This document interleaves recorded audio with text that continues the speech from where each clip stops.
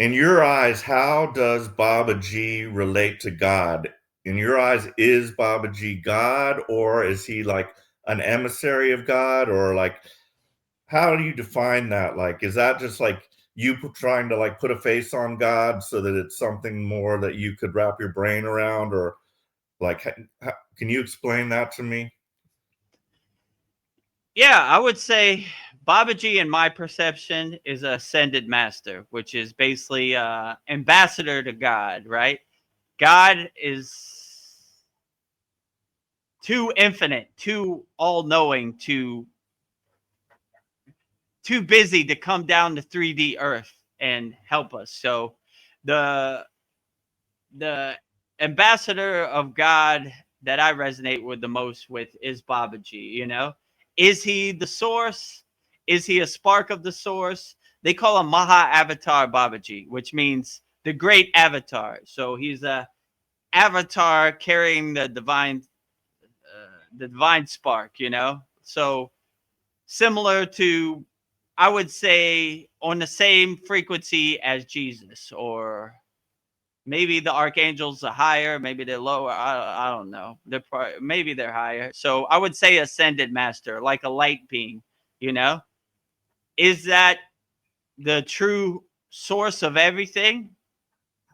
How would I know? You know, so I just, when I look at Babaji's picture, it makes me feel good. So I resonate with that form of Babaji, but I'm not married to that idea. I might wake up tomorrow and resonate with the sun more. You know, I don't know. You know, I'm trying to stay light on my toes and pivot and change course. I don't. I make no sense of this Maya delusional world. You know, like who knows? You know, I'm just saying in the present moment, Kriya Yoga, Babaji, Mataji, all the ascended masters, all the Hindu deities, they resonate with me. But tomorrow's a new day. I can't say for certain what's going to happen, you know? So I would say at this present moment, Babaji is the spark of God, of the source that I resonate with the most, let's say, or the form that uplifts me the most, you know? But they all uplift me, so I would say equally, you know? So that's what I would say. But the true form of the source, man, that's way above my pay grade. You know, I'm just trying to get through today. Right. I have no clue what the source is saying or doing or anything. Are you feeling spiritually lost? Like you've tried everything, YouTube videos, online courses, even meditation apps, but still something is missing? Wondering, is this all there is? The world is loud and chaotic, and your soul is overwhelmed, craving inner peace, but you can't find your way back to yourself. This is exactly why I created the Kriya Yoga Masterclass and my proven soul coaching system to help people just like you. Isn't a video you watch and forget. It's a daily spiritual lifeline that brings you back to your soul. So if you're done feeling lost and you're ready to start transforming, then come join us. This is more than a course. This is your lifeline. Go to kriyayogamasterclass.com. It can be confusing because there's I would call them deities instead of gods, but Right. um yeah, there's just so many, and like that can be confusing. Like we're saying there's one God, yet there's all these other people that we're singing mantras to. So in a sense, it's a little bit confusing, but yeah, what you just said clarifies it, I would say. Yeah, I would say, like you said, God is the capstone, and all these other things. How can I say? All these other deities filter down, but there's still a spark of God, like we all are. You know, Right. some are more of a spark of God, some are, or maybe us on Earth are less of a spark of God, but it still all goes to God. You know, so no matter what deity you pray to, it all goes to the same place. You know, my guru used to say there are many roads to get up the mountain, but there is they all go up the mountain. Let's say it like that. So they all lead to the same place. They all lead to the summit, the pinnacle. You know, the capstone. So I would say no matter what deity you're praying to, you're, as long as they are make you feel good and uplift you, they're all going to the same place. So that's what I would say. And I would say God is too infinite. So our monkey mind needs something to attach to feel comfortable with. So that's why we have these forms, you know. So the form I resonate with the most is Babaji. So to make What a would you long say story about short, like Satanists, you know, who are worshiping Satan or something like that?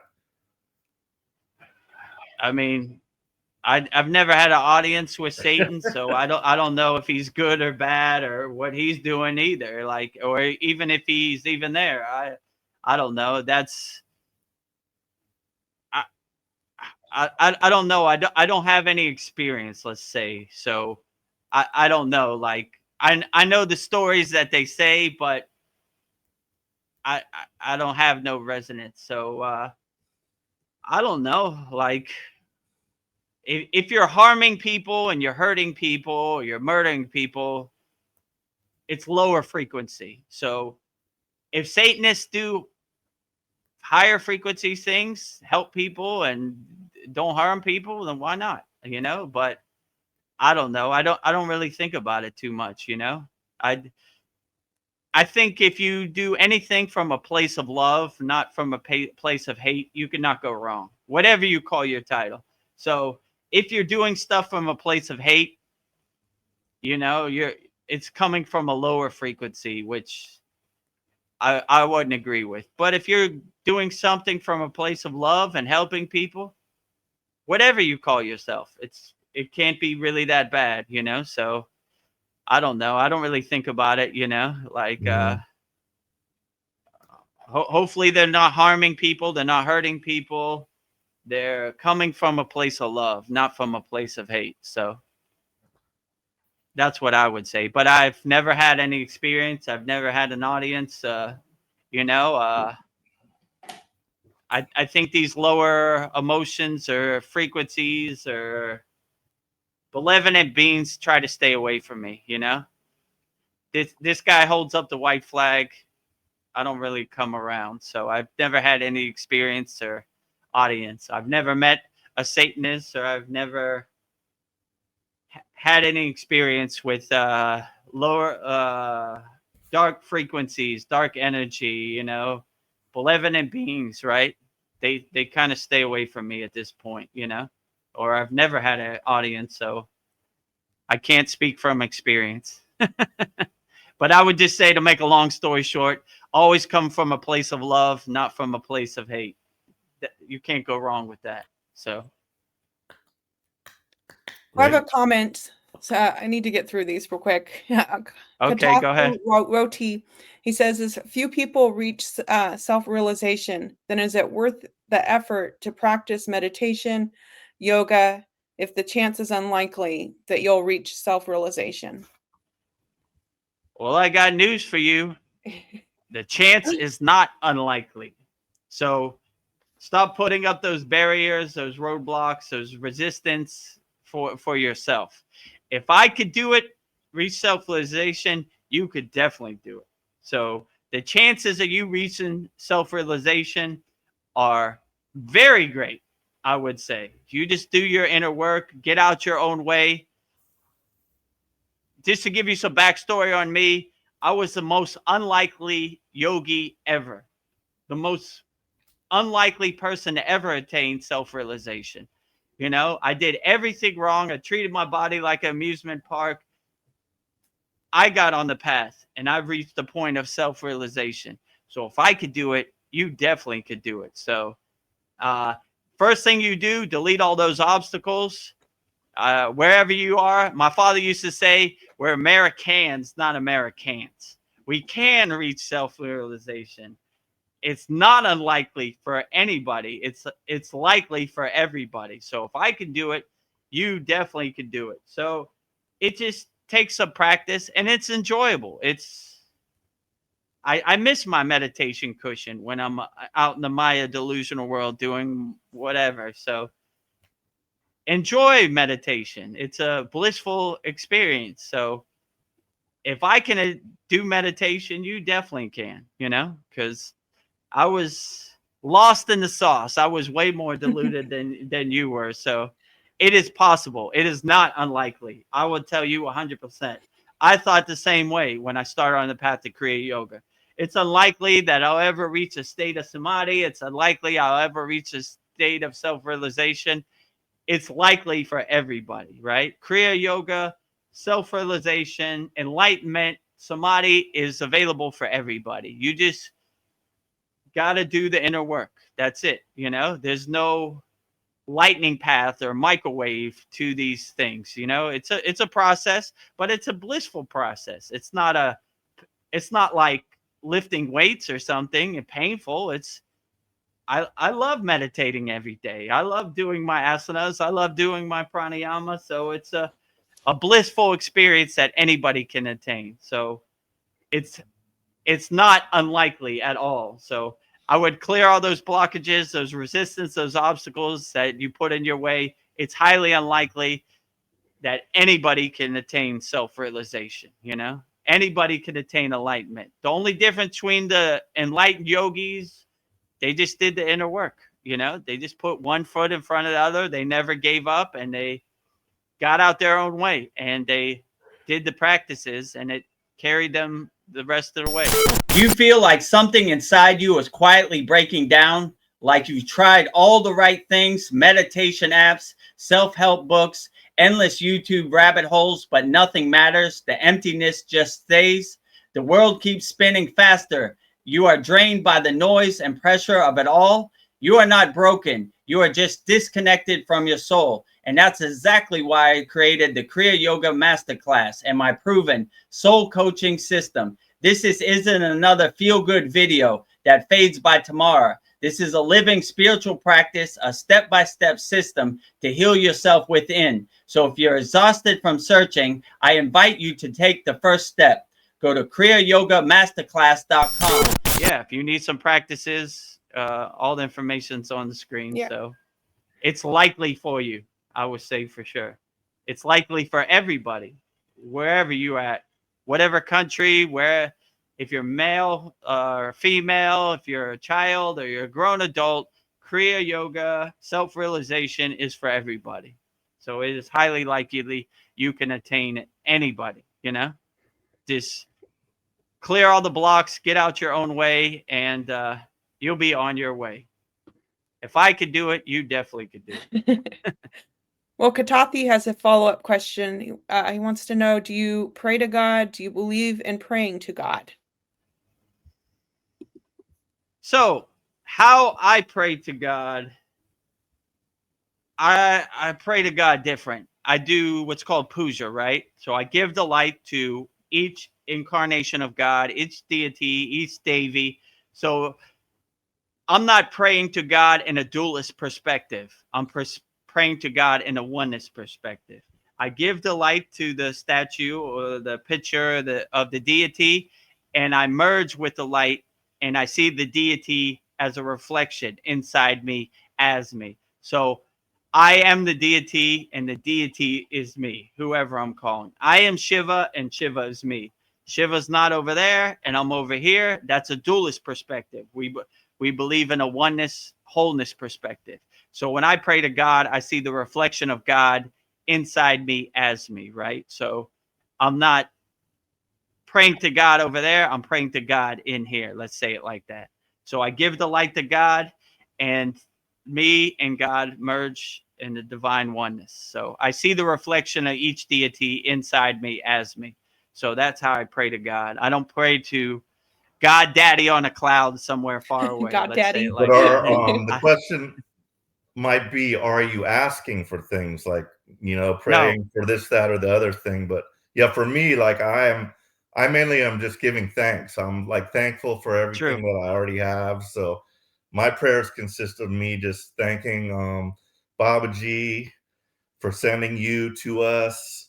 Aw. That's my first prayer. And you know, thankfulness. And if I do pray anything like asking for something, it's usually just for my family, help my sister, recover or something like that. But I'm already blessed enough. So I do feel I'm blessed. So I think Yeah, that's the important thing. when I pray to God, I don't pray for any materialist things. I thank whichever deity I'm praying to for the job they're doing. They're doing all the heavy lifting. The sun came up today. Today is a great day. Keep up the good work. You're doing the best job out of all. What do I need? Nothing. I'm good. You have far exceeded my expectations. All deities, right? I'm good, right? Like, I don't ask for anything. I'm basically thanking each deity for the job they're doing, right? Wherever they're at. So keep up the good work. All deities, all ascended masters, all spirit guides, all archangels, all light beings, whoever is out there, whoever got their ears opening, thank you for the job you're doing. Today is a great day. Everything is a bonus. I woke up, the sun is up. Keep up the good work, right? You're doing the greatest job out of all, right? Keep up the good work, So yeah, I agree with you, Paul. That's what I do. I don't ask for anything. I thank them for the job they're doing. So if I do ask for something, they know it's serious because Vedguru Dev never picks up the red bat phone and calls us, right? He never pushes the button on the nuclear football, right? Right. So if I pick up the phone, they're like, wait a minute. Vedguru Dev, who never asks for anything, he's putting in a call. Oh, this is serious. So, but they're out there. They're waiting for your acknowledgement. They're ever ready to help if you need it. So I'm saving my call break in case of emergency. For a rainy day. So they know if I break the bat phone, then it's serious, right? But I don't even know what. Hopefully, I never have to put in that call. That's my opinion, right? Like, I'm good, and if I'm satisfied, I'm content with everything, and I hope to never put in the call. But I don't know. They're ever ready to help if you need it. So. Well, Sandy just had a comment. She said, same with me. I was agnostic for many years after rejecting Catholicism. It took me by total surprise to experience my awakening in 2019. Whoa. Yeah, I agree with you. It took me by surprise too. Like, to make a long story short, I was forced to go to Sri Lanka to get initiated in the Kriya yoga. I didn't want to go. I went half-assed, not wholeheartedly, and out of nowhere, Babaji struck me with his lightning bolt, and here I am. So, yeah, it took me by total surprise too, Sandy. Here you are. I never thought it possible. Sometimes I reflect or contemplate, like, how did I get here? Like, how is that possible?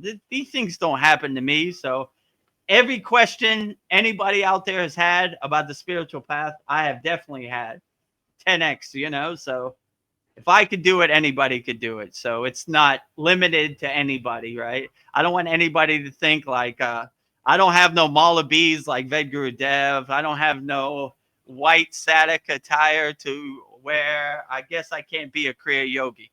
It's for everybody. Anybody could be a Kriya yogi. Anybody could walk the spiritual path. So if I could do it, if Sandy could do it, if Paul could do it, and Veronica could do it, anybody could do it. It's likely for anybody, I would definitely say. So yeah, I agree with you, Sandy. It took me by total surprise too, and I'm still surprised to this day. Like, I gotta pinch myself some days. Yeah. Like, am I still a Kriya yogi? Yeah. I guess I am. How did I get here? Like, how did all this happen? So I just basically, as Paul said before, I surrendered to the path. Like, all right, let's see where it takes us. And it's never did me wrong. So I'm going to ride it till the wheels fall off, like we said before in the Soul Talks, right? So we'll see how far it takes me. But yeah, it definitely caught me by surprise also, Sand. I agree with you. I don't know. Katathi has such great questions for you. What's your perspective on miracles happening in other religions, such as people praying to Jesus when they are sick, and then getting healed, or people praying to Allah and their prayers being granted? Yeah, I would say we had a profound Babaji quote in our Kriya Yoga school. It says, when you align yourself with the frequency, you harmonize and crystallize your circumstances. So I would say, if you come from a pure, authentic place, a place of love, you begin to align yourself with these miracles, and you clear the path for your spirit guides or your ascended masters to have a clear connection, right? I look at it like a radio signal, right? When you're tuning the radio dial, in the beginning, it's kind of staticky, right? You're like, what? I can't really hear the song, you know? But when you do your inner work, you clear that signal. So you have a direct alignment, a direct connection. So it's easier for people to help you when you need help or when you call for help. So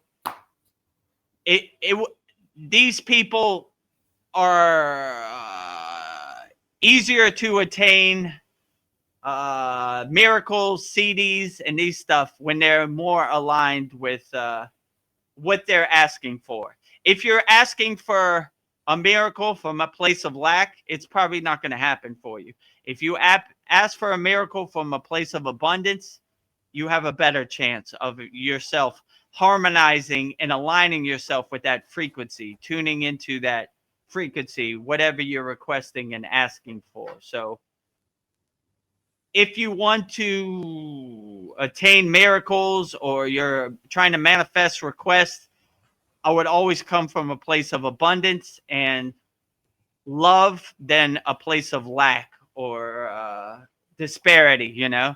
Because my guru used to say, if you run to money, money runs away from you. If you run away from money, money runs to you. So that's kind of my perspective, right? I don't really ask for miracles, but that's how things kind of happen. These CDs, these miracles are like byproducts or like signposts or like breadcrumbs on the path. So they kind of just happen so-called out of nowhere. So if you're coming from a pure soul place and you are coming from a place of abundance, not lack, you'd be surprised of what miracles are waiting to descend on you. So yeah, I would say regardless of what spiritual tradition you subscribe to, if you harmonize and align yourself with the correct frequency, anything's possible. Let's say it like that, you know? Sergio, he just says, I wish you could see the big smile I have on my face. We're making Sergio happy.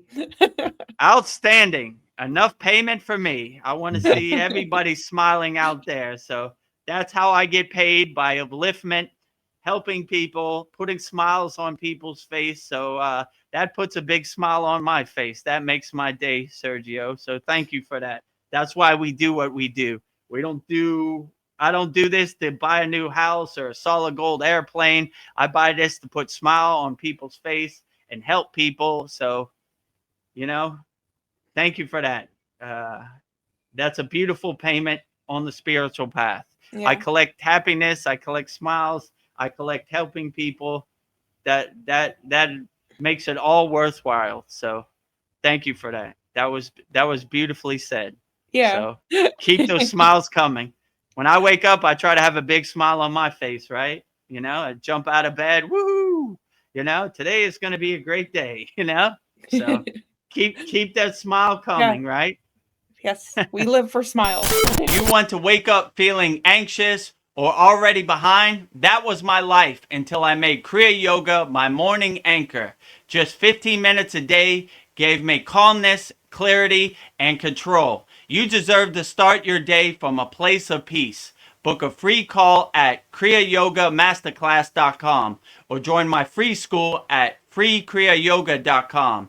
If you found value here in this video, comment your morning struggles and make sure you're subscribed and click the video right here.